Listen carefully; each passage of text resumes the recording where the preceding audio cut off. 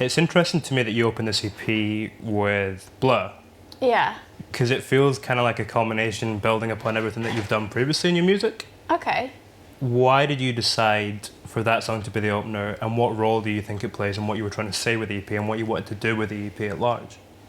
I think it was a late addition to the EP in terms of like writing wise. That was the last track on the EP that I wrote, and I feel like to me it kind of summed up what I was hinting at the whole time throughout writing it. So for me it was like when I kind of felt like I'd hit the nail on the head, and I was like, that's what I've been working towards. I've been working towards a Bleaugh. And I think opening it was kind of like an obnoxious move because it's like kind of scary.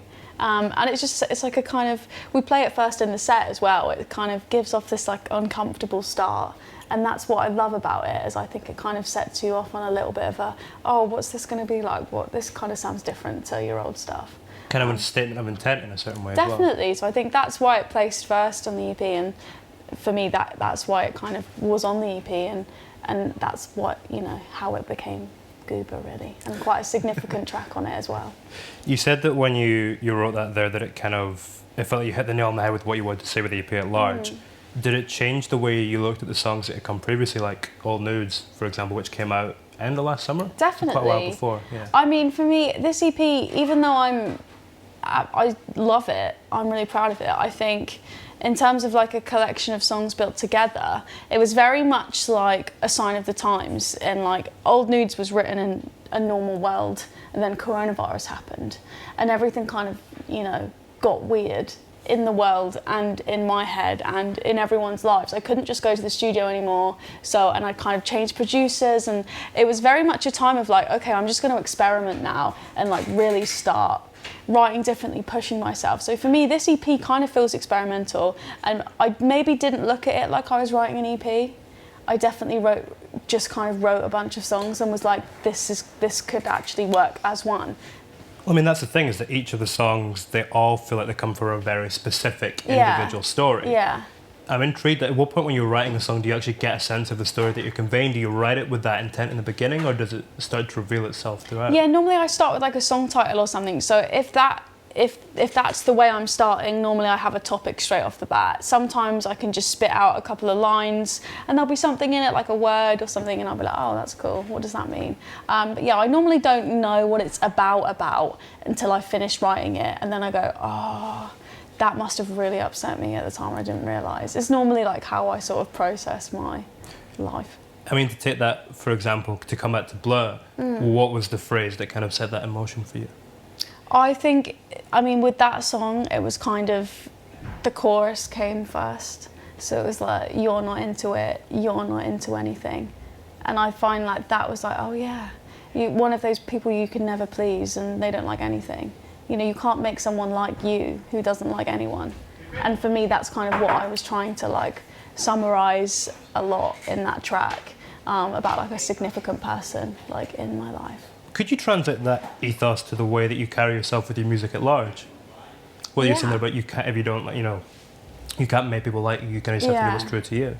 Yeah, I think I definitely carry that with me now, especially writing wise. I used to be really panicked about people, oh, will people like that, will people like this, and now I'm like, I'll just do it, and if someone likes it, I'll like them. You know, it's kind of like, I think creatively you can't burden yourself with other people's, you know, opinions. I think you have to do what feels right for you. Have you noticed a change in your songwriting voice since you kind of took on that attitude? 100%. I'm like, especially, I'm like in the middle of kind of preparing to record an album, which is really exciting. So I think now I'm really like throwing everything at the wall and being like, yeah, I'm gonna really do what I wanna do for this, and I'm not gonna think about, oh, what if they don't like that? You know, I'm gonna really try and just make the record that I wanna make for me, because I think probably I'll be the one that still cares about it the most at the end. So I might as well like it. You had Lydia from The Regrets work with you on one of the songs in this EP. Is there a particular conversation that you can think of with her during that creative process that kind of stands out to you, or something that you learned something from, or a conversation that feels particularly important in the context of creating that song? I think what kind of happened was we went on tour together in 2019, and I love The Regrets. I was really inspired by them, especially live performance. I've actually learned a lot of kind of live techniques from Lydia. She's an amazing front woman, and I think when I came off that tour, their influence was really kind of rubbing off on me, and I think writing How Am I Still Alive, which was something I did kind of without Lydia, really. And then kind of a light bulb went off and I was like, this kind of feels like something Lydia would do. And I sent her the track and I was like, do you like this? And she was like, yeah, I love it. I was like, do you want to sing on it? And she was like, yeah. And I was just really shocked that she actually wanted to do it. So. What was it that prompted that light bulb to go off? Why was it? What was it about it that felt like it would be suited to her voice, do you think? And why? It was that kind of like pre-chorus. It's that kind of talky, like, I'm getting really good. And it was like something that I could just see her doing and like performing live. And I was like, oh, that would be cool. I guess it kind of comes back to the idea too about the fact that, you were saying that you're being quite experimental with this EP and you feel like you were pushing your sounds. It's not something that you've done before, bring someone in a track like that. Definitely. I think it all kind of brings itself together, and the less you care about one thing, the more open you are to something else, and kind of like every door has something behind it, and that was a good door to open for sure. I mean, if you're pushing your music in these new and different directions, where would you say that you feel like your music is at its purest, do you think? I feel like my music is at its purest when like me and like my band are just in rehearsal rooms writing songs about my dog. I think that's where I feel most myself, is when I'm not being too serious or overthinking anything. When it's at its most intimate too, maybe, by the sounds of that. 100%. I think like on a tour like this as well, it's so nice to play, to smaller rooms of people, but like full of people that just actually really love what you're about to do. Yeah, and it's such a nice, friendly way to try out new things, and it feels very non-judgmental and like a safe space. So I think, that's where I feel kind of most comfortable at the moment. And I think it's really fun because I'm new, really. You're a new artist until you're not a new artist anymore. But I think you're new for ages. You can be up and coming for a few years. You can be up and coming for like maybe 20 years. So I'm like riding that wave a little bit, and I'm very much aware I can go wherever I want to go. So I'm definitely just kind of pacing myself and trying out some different things and being like, oh yeah, I want to do that. So yeah. What do you think is the most intimate song on this EP then, for you? On the Goober EP, it's probably definitely You Never Look So Cool.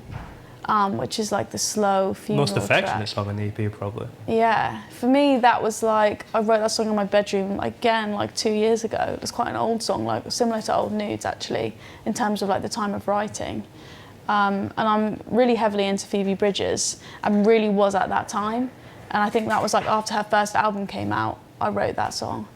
And it's always just, normally I have a shelf life with songwriting, like I'll like a song for like 5 minutes and then be like, oh, I'm over it now. But that song kind of stood the test of time, and I was like, oh, I still like it after 2 years, so probably got to do something with it. That one's interesting too, because there's a certain, a lot of your songs tend to come with a slightly biting humour to them, whereas that one probably has it the least in it, and is you kind of at your most vulnerable. How do you feel the way that you use humour on the other songs in the EP, or just the way that you use humour in your music in general? How do you feel that's kind of evolved with time, and the way you go about utilising that as a tool in your music? I think just as I've sort of grown older, I just know myself more, and I know my personality, and I know what I think's funny, and I know how I'd phrase something, and I find it really hard to separate that as a lyricist, because I normally just say what I see. So if I would normally see something as a joke or like kind of take the piss out of someone, then likely that I would sing that as well. And I think even in You Never Look So Cool, there's some really like funny references. Like if you read it on a piece of paper, you wouldn't be like, oh, that's a sad song. It's kind of like, it's almost too abrupt to be sad. It's like, I had a dream that I died in the 70s. You were outside and white and your hair was on fire. It's kind of stupid. It's such a dream that it's kind of silly. And it's that thing when you do wake up and you're like, imagine if that happened, that'd be crazy.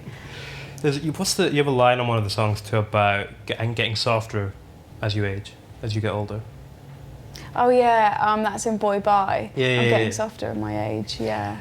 It's interesting. How do you feel your sense of humour? You were saying that that's something that always comes through. How do you feel your sense of humour has changed with age? Has it developed in any way? Yeah, I think I'm getting drier, 100%.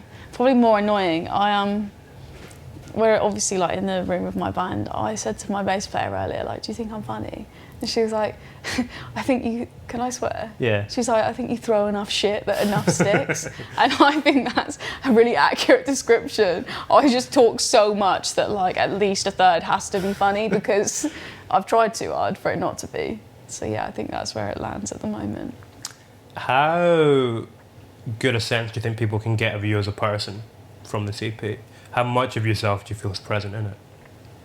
If I'm honest, not enough as I'd like to be. And I think that's what you get with an EP. I mean, I've heard great EPs and, you know, I'd like to think that I can make them, but I'm definitely saving a lot of myself for my debut record, and I want to be an album artist, and I'm someone who religiously listens to albums, so I think I'm really kind of waiting for that moment, which is coming soon. So I'm excited to really develop a whole body of work, you know, on purpose, all together, instead of EPs. Especially as an up-and-coming artist, you've got to think about budget and things, and a lot of people can't, you know, just grab 15 grand and go and sit in a studio and have all the songs ready. And during the pandemic, it was a really confusing time for everyone. And I do think Goober kind of summarises the mess of all of that and how it feels to go on a roller coaster of emotions at like a kind of young, awkward age where you're not quite sure if you should be an adult or whether but you still feel like a child. It's that kind of thing.